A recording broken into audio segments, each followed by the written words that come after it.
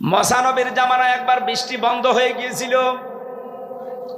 চাটিয়াল ময়দানে উম্মতদেরকে নিয়ে তিনি দোয়া করলেন, রব্বুল আলামিন তুমি বৃষ্টি দাও। একবার, দুইবার, তিনবার দোয়া করার পরে আল্লাহ বলেন বৃষ্টি তো হবে না, হাত নামাও।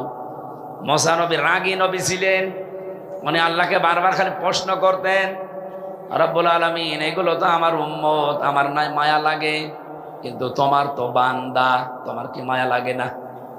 আল্লাহ পাক বলেন মায়া লাগে কিন্তু বৃষ্টি দেব না। মায়া লাগে বৃষ্টি দিবা না মানে দেওয়া লাগবে।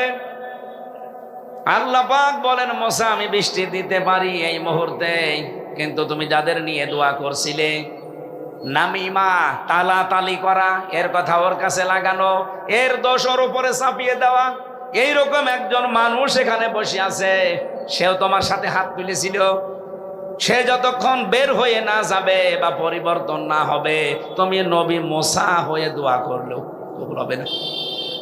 মুসা নবী রেগে গেছেন, এমন রাগা ওনার চুল টুপি দিয়ে খাড়া হয়ে বের হয়ে যেত। ডাক দিয়ে বলে, রব্বুল আলামিন তুমি শুধু ওই লোকটার নাম বলো, দেখো কি করি ওর। আল্লাহ বলেন না, আমি নিজেই নাম ধরে কথা বলতে নিষেধ করি, আর এখন আমি নাম বলে দেবা, সবার সামনে তারে অপমান করবা, হবে না।